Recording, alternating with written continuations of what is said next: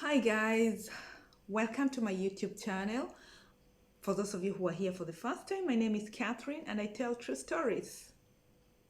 So today I'm going to tell you about a story of a mercenary who was hired as a security guard in some Gulf state. You know, it's very hard for the Gulf to do a background check on some employees because most of their employees are from a different country. So it's very easy to fake your records if they don't go through thorough background checks. So, a very big, reputable companies in the Gulf hire very high class security guards, most of them from the soldiers, maybe. Actually, they hire soldiers. To come and act as security guards for their companies because they have very valuable assets that they have to protect, and most of these companies are actually the source of the finance for the country. That's why they hire very high intelligence people. But this time around, they hired a mercenary. A mercenary is actually, let's say, a soldier who is just hired, not, he can be hired by any country just to fight for them. He doesn't have any side, he doesn't belong to any country. For example, you're hired by Somalia, you go and fight for Somalia as long as they've given you more money than Kenya. If Kenya gives you more money, you fight for Kenya. So a mercenary has no stand. His work is to protect the property of whoever has hired him, or he can as well be sent to kill to protect just the president and his assets like gold, oil, or anything. Just for that, whatever the president tells him to do, he will do on behalf of that particular president who paid him more than that other country. So a mercenary is just a good term for a murderer. PR, this is a hitman, a killer, murderer, whatever you call them. A bad name, but decorated, wrapped in a nice name called mercenary, which sounds a bit dangerous. So this guy happened to be hired in the Gulf, one of the Gulf reputable companies, as a security guard. You know, these security guards who are just hired and trained on the job, or they are just given training by their company, you know, small things to move around the compounds, things like that. So he was hired as that, but in a reputable company. They paid them well, and most of the security guards in that company are soldiers from the USA, from all over the world. They take the topmost soldiers. But here they had brought in a mercenary. Of course, they didn't know he was a mercenary once. Maybe it could have been to their advantage. I don't know. Maybe they knew, or maybe they did not. But this is what happened. Normally, people take their annual leaves every year or every 6 months in the good companies, or 3 months depending on the company you're working for. And since this guy is working for the government, he was taking his annual leave every 6 months. Go back to his country, Nigeria.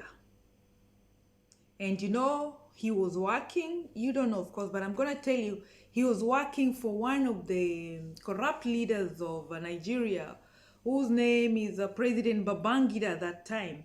He was President Babangida's mercenary. So President Babangida will tell him, go get rid of this guy. These people want to take my assets. Go get rid of them. And that's his work. Go shoot them. And comes back. Either he has already fixed pay or he's paid per kill. Whatever. How they work is not my problem. So here is what happened to this guy. He was about to go for vacation. His passports were well prepared by the HR, who was, of course, an American soldier also, because the HR department also was being managed by a soldier, because it's a very big company, so every department has its own HR. So this soldier was in charge of the security department. So the guy got his documents, got his exit visas. Those days, this country needed exit visas before you leave the country, so that they make sure you're not taking any of the assets, whatever. You've not stolen anything, not like to tie you around, but just to make sure you're leaving the country clean. So everything was prepared, but the problem is when he reached his country, Nigeria, he couldn't pass through. I mean, they could not, at the immigration, they could not allow him to enter his own country. Reason? His passport had been damaged by the HR. Not from his knowledge. The HR, out of his stupidity, because he's actually supposed to be a soldier, but he was hired as a HR for the soldiers, the American guy, he had stapled his passport together with his exit visa, like pew. I mean, how do you staple a passport, my friend, even if you're stupid? So this guy, I think, happened to be stupid, so he stapled his electronic passport, and so it could not pass through the electric machines that he was trying to go through when he was trying to enter his own country. So he was stopped. He was kept at the airport immigration for so long before he could be allowed in, after so many documents had to be produced by his family to show that he is actually belongs to that country and he's coming in legally. And that's how he managed to get into his country, because he was also well known, well connected by the security there. So that's the only thing that managed, and of course some corruption in Nigeria, managed to get him into the country. Fine, he enjoyed his vacation and came back, and he narrated his ordeal to this American HR about what had happened, so that he does not repeat the same thing of punching his passport, stapling his passport again, because he had to acquire a new passport just because the old one had been, stapled, and the electronics, whatever, had been damaged. Nothing would be detected from it. So he informed the HR about that, and the HR was like, fine, fine. This American huge HR, because he was also a soldier, he was a tank of a man. So, come his next vacation, the HR did the same stupid mistake. He doesn't know whether it was accidental or was it intentional. Was it that he never liked this guy and this guy had showed him how to mess around with him? And so he decided to do the same thing just to annoy him, or was it accidental? So the guy walked into the HR's office and told him, my friend, you have done the same thing that I told you not to do the last time I was traveling. And here you have repeated the same thing, which means that I am going to be stopped at the immigration again. So this HR was like, my friend, I know my work, and so do not interfere with my work. And the guy was, wait a minute, didn't I tell you what happened?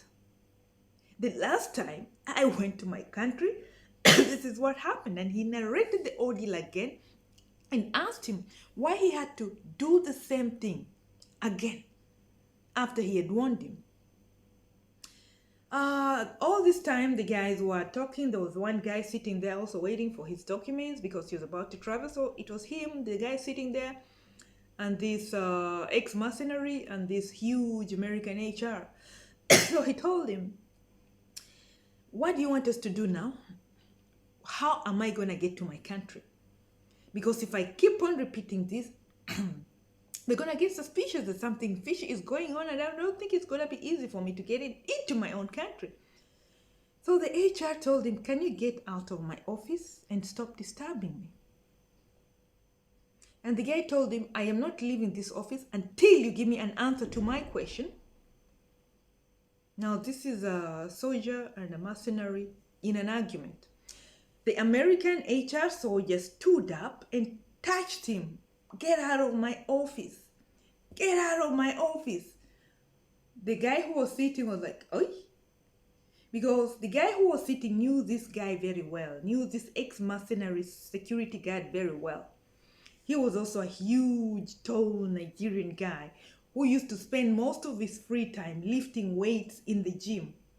That was what he was doing. Lifting metal in the gym was his part-time. And this American HR soldier, his part-time was eating burgers in the cafeteria. So he had somehow developed a tummy besides his long gone muscles when he was a soldier before. So this ex-mercenary told him, don't touch me. And this American soldier told him, I can do it again. And he pushed him. The guy sitting there witnessed some sort of hurricane. He did not know really what happened, but there was some exchange of blows. One punch from the ex-mercenary was given to this American security guard who stumbled on his table, and he also woke up very fast using his soldier techniques to counter-attack his prey. And there was a fight which took approximately 5 seconds. And the American soldier had to be collected in an ambulance, bruised all over the face, looking like a train had just crushed his face. I mean, he looked like an accident victim, this American guy. You know, he's a white American, so I can say that he looked like a potato that was put in a freezer, and now it is defrosting in some warm water on a cooker. That's how his face was looking like, a potato that is like defrosting, red, bleeding. They had to call an ambulance because he couldn't wake up again. And unfortunately, that's how both of them lost their jobs. Crushed by a mercenary. And they had to bring an ambulance for him, things like that. These actually ex-mercenaries work, we used to be called ambulances for people, but this time somebody had to call an ambulance for somebody who had bruised, injured. Generally, he had to be taken to hospital, and both of them were fired on the same day because in the Gulf, when people fight, they have to be fired. And that made the company look into the history of this guy like, this HR is a tank of a human being. And this guy, how did he manage? Okay, he was also a huge guy, but how did he manage to give him this blow that sent him, you know, unconscious for a few hours and bruised like a potato that is tomato, not a potato, a tomato that is defrosting. They had to go into his records deep, and that's when they found that this guy was a mercenary. They didn't know whether they had lost an employee or they were now secure because of other incidences that will happen if this guy got angry. You know, it was like those movies that you are keeping someone in the house that you really don't know, and then he starts acting weird, and then you decide to go through his records, and then when you find out what he is, you have to call your family to vacate the house immediately. Leave the house immediately because you've just found out who you are staying with. Look like that kind of movie. So that's how this mercenary lost his security job as in the security job in the Gulf, of just something very little, because he had done more than this. He had dealt with dangerous situations. He could tell if he will enter a room or a place, he will tell that they have some CIDs in this room without even telling him, because he had studied their mannerism and he knew who is who. So after doing his background checks, they found that actually he had killed lots of people. He had shot some commanders, or he was actually a commander also, and he had shot some soldiers in the knees who tried to kill him because he had been promoted, and some guy tried to trick him to take him for a walk so that they sort out their differences, only to try to kill him. But the guy shot him in his knees and left him in the forest. He didn't actually kill him, just shot him in the knees, left him in the forest. Did I know whether he got back or not? The guy had a history of stabbing his mother when he was angry. So things like that. So this is one of the things that happen in the Gulf when some candidates are hired without a thorough background check. So guys, if you like my content, like, share, and subscribe. By the way, this mercenary is now working in Saudi Arabia in another security company, high profile. Ciao. Like, click that button, share my content, and subscribe. Ciao.